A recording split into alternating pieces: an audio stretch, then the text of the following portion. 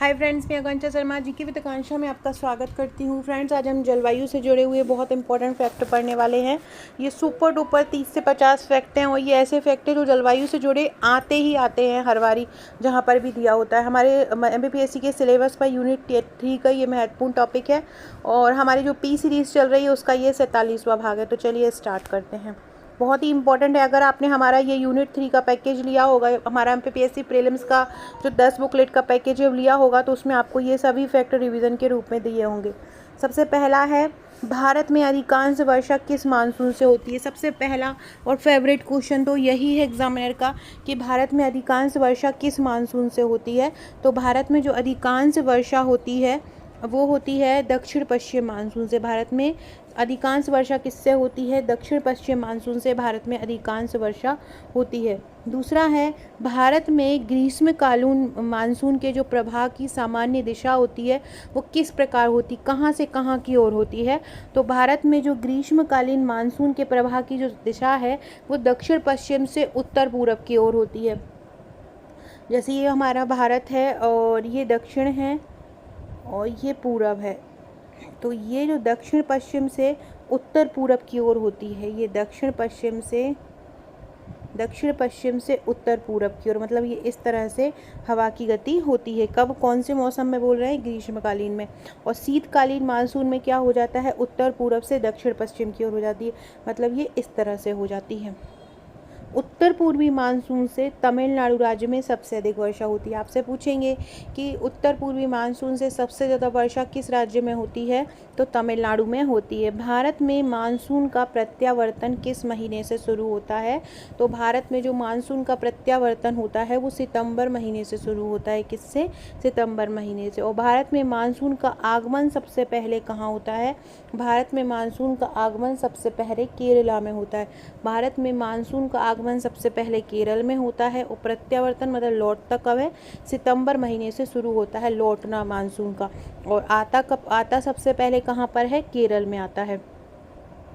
अगला है, उत्तरी मैदानों में शीत ऋतु में होने वाली वर्षा किसके द्वारा होती है?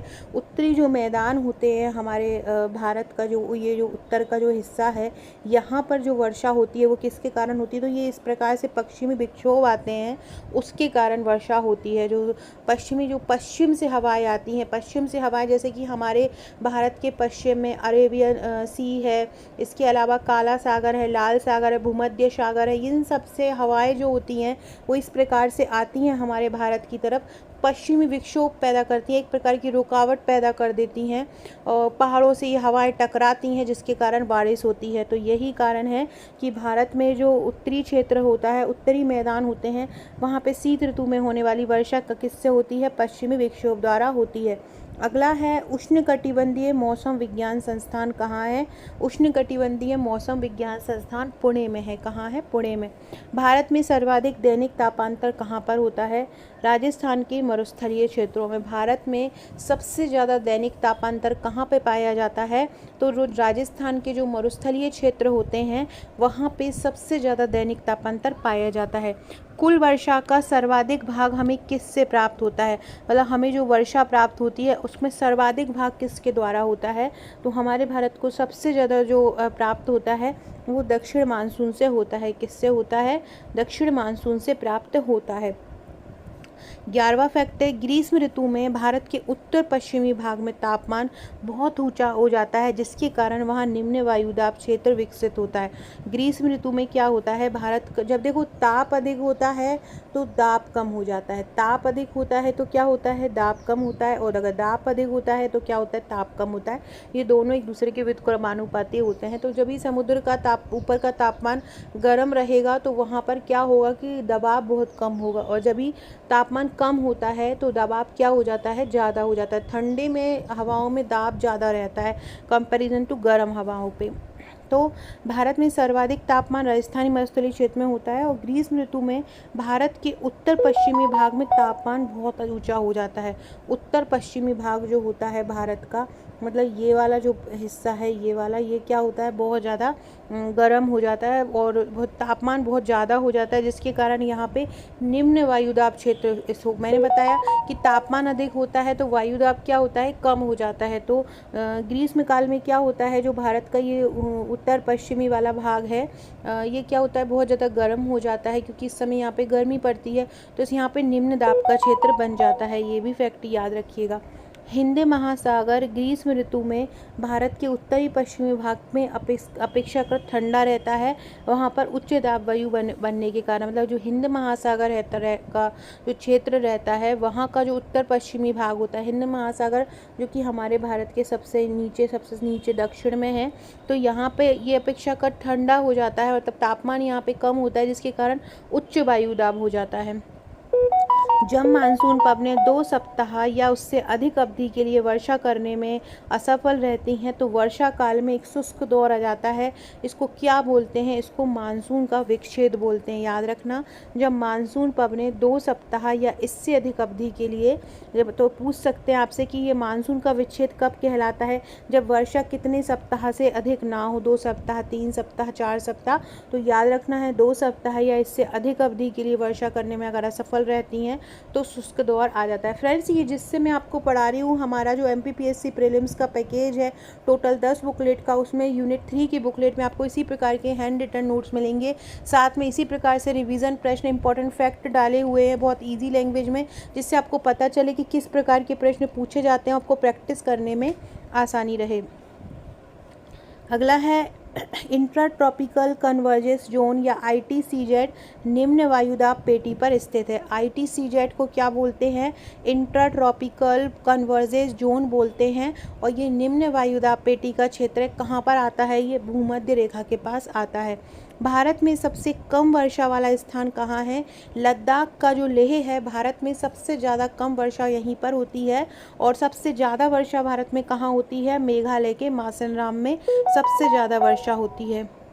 फ्रेंड्स, ये मेरा MPPSC प्रीलिम्स का प्रैक्टिस सेट है। आप इसको प्रैक्टिस सेट बोल सकते हैं, आप इसको टेस्ट सीरीज़ बोल सकते हैं, आप इसको किसी भी तौर पर यूज़ कर सकते हैं। इसमें लगभग 11,500 प्लस MCQ कवर किए गए हैं। हर यूनिट के लगभग 1,000 से ज़्यादा प्रश्न हैं। इसमें यूनिट वाइज, टॉपिक वाइज ये प्रैक्टिस सेट तैयार किए गए हैं। 11,000 MCQ का ये पैकेज है। इसकी सॉफ्ट कॉपी 499 की और hard copy 1399 plus courier charge है। इसमें लगभग आपको 900 से 1,000 समथिंग पेजेस मिलेंगे, जिसकी आप खुद भी कॉपी करा सकते हो हमसे सॉफ्ट कॉपी लेके। बहुत ही शानदार है। प्रीलिम्स में दृष्टि में ज़्यादा से ज़्यादा प्रैक्टिस ही मेन फैक्टर काम करता है, तो आप इसको लेके ज़्यादा से ज़्यादा प्रैक्टिस कर सकते हैं। इसकी रिव्यू मैंने बहुत सारे सेट बना रही हूँ, करीब 16 सेट मैं इसके वीडियो के थ्रू भी करा चुकी हूँ निःशुल्क, तो वहाँ भी आप देख सकते हैं। ये हमारा प्रीलिम्स का पैकेज है, टोटल 10 बुकलेट का। ये जो यूनिट 3 दिख रही है, इसको मैं अभी आपको करा रही हूँ। ये पूरे हैंड रिटन नोट्स हैं, थ्योरी नोट्स हैं, बहुत ही शानदार ये नोट्स तैयार किए गए हैं। टोटल 10 बुकलेट हैं। ये वाले प्रीलिम्स हो चाहे अगले प्रीलिम्स हो, दोनों में आपको बहुत ज़्यादा हेल्प करेंगे। ये इसके साथ आपको एक ग्रुप मिलता है, इसमें हम आपकी तैयारी कराते हैं। करंट अफेयर्स पूरा हम करवा रहे हैं, चाहे जनवरी, चाहे फरवरी, चाहे मार्च एग्ज़ाम तक का करंट अफेयर्स हम इसमें MP का हो चाहे राष्ट्रीय अंतर्राष्ट्रीय, सब कुछ कवर करवाएंगे। इस नंबर पर व्हाट्सएप करके आप हमारे ये नोट्स ले सकते हो और आप हमारे ग्रुप से जुड़ सकते हैं। हस्तलिखित मानचित्र, सारणी, पैराग्राफ, बुलेट फॉर्म एवं फ्लो चार्ट का इसमें उपयोग किया गया है। आप हमारी ये थ्योरी नोट्स के साथ ये प्रैक्टिस सेट भी मंगवा सकते हैं। थ्योरी पढ़ के आप ज़्यादा से ज़्यादा प्रैक्टिस करें, और आप अकेले हमारे थ्योरी नोट्स मंगाना चाहते हैं तो थ्योरी भी मंगवा सकते हैं। ये मेंस का पेपर 4 हस्तलिखित पूर्ण प्रश्नोत्तर श्रृंखला में संपूर्ण तैयार हो चुका है। इसकी भी आप बुकिंग डाल सकते हैं। इसमें आपको टोटल 4 बुकलेट दी जाती हैं। ये चार उसमें संपूर्ण पेपर 4 इसमें कवर किया गया है। जो भी नए टॉपिक जुड़े हैं सब, उसके मैक्सिमम जितने प्रश्न बन सकते हैं 2 नंबर, 7 नंबर और 11 नंबर में कवर किए गए। इस प्रकार से प्रश्नों को कवर किया, ये देख सकते हैं। ये इसका रिव्यू है। इस प्रकार से हैंड रिटन नोट्स कवर किए गए हैं। अगर आप ये लेना चाहते हैं तो इस पैकेज का जो पेपर 4 है वो 2899 का है, तो आप इसको बुक करा सकते हैं। अब हम अगला क्वेश्चन देखते हैं फ्रेंड्स। ये ऊपर मेरा नंबर दिया है, अगर आपने आपका नंबर मेरे पास व्हाट्सएप पर सेव नहीं कराया है तो करा दीजिए। साथ में आप मुझे डिस्क्रिप्शन बॉक्स में आपको मेरे व्हाट्सएप, टेलीग्राम, फेसबुक, ट्विटर से भी जुड़ सकते हैं और वहाँ से भी आप जुड़ सकते हैं। आकांक्षा 1957 मेरी इंस्टाग्राम ID है, आप वहाँ पर भी मुझे फॉलो कर सकते हैं। अगला क्वेश्चन है, तमिलनाडु को कुल वर्षा का कितना प्रतिशत उत्तर पूर्वी मानसून से प्राप्त होता है? तो तमिलनाडु को की जो कुल वर्षा है उसका 50 से 60% उत्तर पूर्वी मानसून से प्राप्त होता है। तमिलनाडु की जो कुल वर्षा है उसको कितना प्राप्त होता है? 50 से 60% उत्तर पूर्वी मानसून से प्राप्त होता है। वर्षा ऋतु में देश के अधिकांश भागों में जो हवाओं की सामान्य प्रवाह दिशा है वो कैसी होती है? दक्षिण पश्चिम से उत्तर पूरब की ओर होती है। वर्षा ऋतु की बात कर रहे हैं, जब वर्षा ऋतु होती है हमारे भारत में तो जो देश का जो अधिकांश भाग है वहाँ हवाओं की दिशा कैसी होती है? वहाँ हवाओं की दिशा कैसी होती है? दक्षिण पश्चिम से होती है, दक्षिण पश्चिम से उत्तर पूरब की ओर होती है। किससे? दक्षिण पश्चिम से कहाँ की चली जाती है? उत्तर पूरब की ओर चली जाती है। इस प्रकार की हवाओं की दिशा होती है।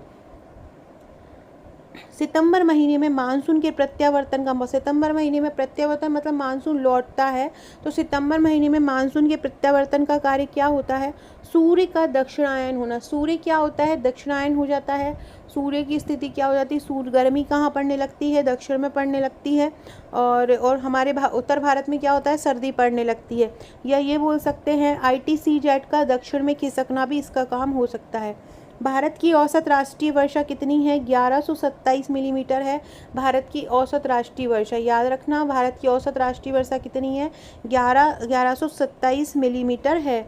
मरुस्थलीय विकास योजना कितने जिलों में संचालित है? मरुस्थलीय विकास योजना 40 जिलों में संचालित है। मरुस्थलीय विकास योजना कितने जिलों में है?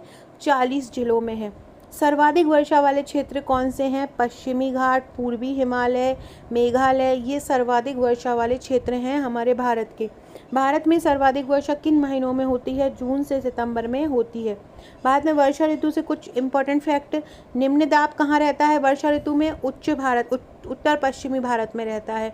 दक्षिण पश्चिमी मानसून पवनों का स्थलीय भाग में प्रवेश करके दक्षिण तड़ित झंझावात से मतलब बिजली चमक के भारी वर्षा होती है। मानसून की जो पवन शाखा होती है भारत वर्षा ऋतु में वो कौन कौन सी होती है? तो भारत में जो मानसून की शाखा है वो 2 प्रकार की होती है। एक तो ऐसी वाली जो कि कहाँ से आती है? जो अरब सागर से आती है, और एक होती है जो कि बंगाल की खाड़ी से आती है। कर्नाटका व केरल में मानसून पूर्व वर्षा जो फुहार टाइप होती है उसको क्या बोलते हैं? आम्र वर्षा बोलते हैं। भारत में पश्चिमी विक्षोभों से वो कितनी वर्षा होती है? लगभग 3%। अक्टूबर से नवंबर के मध्य तमिलनाडु, आंध्र प्रदेश में जो झंझावती वर्षा होती है वो किसके कारण होती है? उत्तर पूर्वी मानसून से होती है। शीतकालीन वर्षा की बात की जाए तो वर्षा उत्तर पश्चिमी भारत में अधिक होती है। किसके द्वारा होती है? भूमध्य सागरीय पश्चिमी विक्षोभों से। वर्षा क्षेत्र क्या है? पंजाब, हरियाणा, दिल्ली, पश्चिमी उत्तर प्रदेश। उच्च वायु दाब कहाँ पे होता है? पश्चिम उत्तर भारत में होता है। क्यों? सूर्य दक्षिण गोलार्ध में चला जाता है। भारतीय मौसम विभाग कहाँ पर है? दिल्ली में है। उष्णकटिबंधीय मौसम विज्ञान संस्थान कहाँ है? पुणे में है। भारतीय समुद्री सूचना सेवा केंद्र कहाँ है? हैदराबाद में है। मध्यम दर्जे के राष्ट्रीय मौसम भविष्यवाणी केंद्र कौन सा है? कहाँ पर है? तो मध्यम दर्जे का राष्ट्रीय मौसम भविष्यवाणी केंद्र है नोएडा में। भारत में जलवायु भारत की जो जलवायु है वो कैसी है? उष्ण मानसूनी जलवायु है। कमेंट करके बताइए मध्य प्रदेश की जलवायु कैसी है। कमेंट करके बताइएगा हमारे मध्य प्रदेश की जलवायु कैसी है। सो फ्रेंड्स, ये था हमारा आज का वीडियो अच्छा लगा हो तो लाइक शेयर सब्सक्राइब जरूर कीजिएगा। बहुत ही शानदार फैक्ट थे ये जलवायु के। Okay friends, thank you.